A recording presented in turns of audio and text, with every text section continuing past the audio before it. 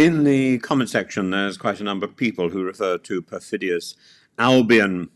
I think Perfidious Albion has been reborn. On the face of it, the Afghan data breach is very bad indeed. But when you pause to consider the depth of the betrayal, the arrogance of the cover-up, the human lives put at risk, it becomes something more grave. It's a national disgrace and arguably the most shameful peacetime scandal involving the Ministry of Defence in decades. It's also unmistakably a modern iteration of Perfidious Albion. So, La Perfide Albion. It's a phrase coined in the heat of 18th century revolutionary France to describe Britain's reputation for deceit. Albion is the ancient poetic name for the British Isles, and perfidious is treachery. A word chosen with precision, with perfection. What made the label stick? Britain's knack for double-dealing diplomacy, making solemn promises to the weak and breaking them when convenient. And today the phrase survives not as a cliché, but because it continues to be deserved.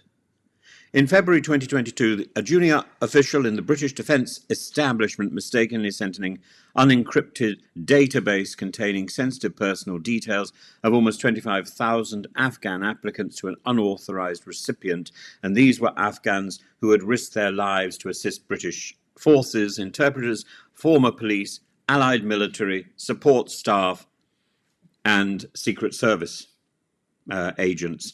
And he did it not once, but twice. What was the leak? The names, the contact details, the information on family members, application assessments, and in some cases details of the secret route into Britain. And most chilling of all, over 100 names of British MI6 officers, special forces personnel, senior military figures. It was a catastrophic error, but what followed is worse. It took 18 months for the government to detect the breach. Then, instead of informing the public or parliament, it used a super injunction, a legal gagging order so severe that even reporting the existence of the injunction was prohibited. And even after the Taliban had access to the data, even after Afghans were compromised, the British government chose silence and put more people's lives in danger. This isn't the first betrayal by those who trusted British promises.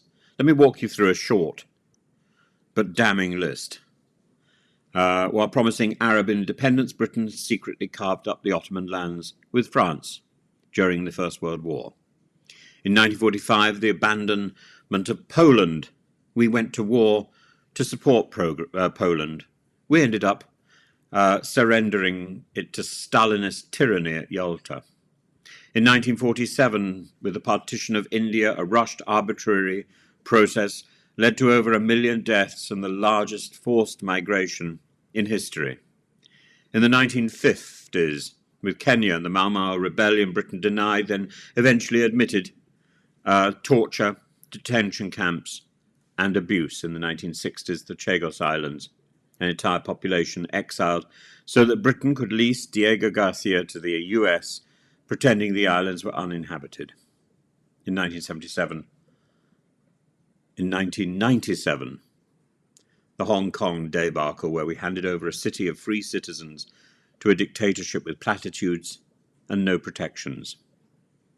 In each case, trust was earned, promises were made, betrayal followed.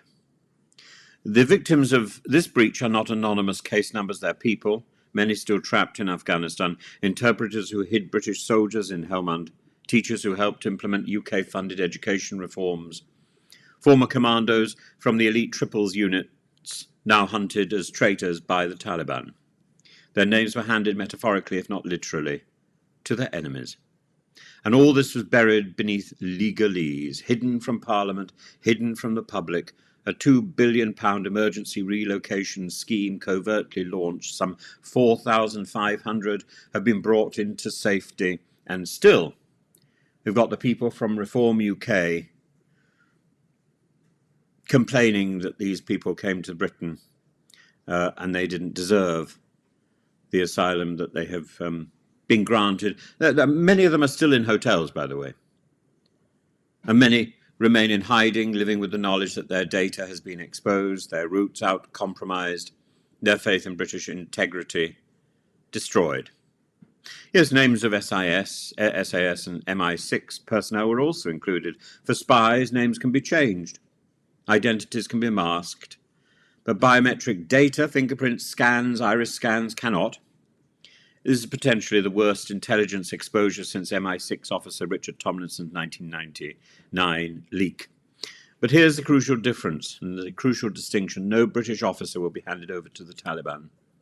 The same cannot be said for the Afghans we have abandoned. Let's consider the sequence. The data was leaked in 2022. The MOD found out in August 2023, only after a whistleblower in Afghanistan posted part of the list to Facebook. The government obtained a super injunction to prevent disclosure. Only now, in mid-2025, has the full story emerged. What happened to the whistleblower? Because we don't treat whistleblowers kindly, no matter what the laws that protect whistleblowers. I know I've spoken to many whistleblowers, particularly whistleblowers from the NHS who have been treated with such contempt, many of them have practically lost their mind. And if you ask them for a clear story of what happened to them as a result of them doing what was their duty according to the NHS contract that they signed, they can barely string a sentence together with any coherence. That is what Perfidious Albion does. Why the secrecy? Was it national security or political embarrassment? After all, this was the same government that loudly boasted about its Afghan evacuation effort while failing those who made that evacuation possible. Suella Braverman, Johnny Mercer, Grant Shapps have all expressed concern after the fact. They could all have stood up in Parliament. They could all have stood up in Parliament, and they all knew. But none used their parliamentary privilege to speak earlier. This is crocodile outrage. They should have their faces rubbed in the dirt for the pages of rubbish that they are cycling through the media at the moment. The tears, the crocodile tears they are expressing. The Afghan breach is not merely a scandal, it's a failure of principle. Britain asked for loyalty and received it. Then when the political winds changed, it offered silence and evasion. This is Perfidious Albion in the clearest modern form. Say the right things, make the right promises, break them, bury the consequences in a silence that cannot be undone. And it's not an accident, it's a pattern. And unless there's a reckoning, unless the country can reform its culture of secrecy and admit its culpability, it will happen again to other allies, in other theatres, to other people, to other families, under another flag of moral superiority, because Perfidious Albion is not a phrase, it's become a habit. And habits, as we know, die very hard indeed.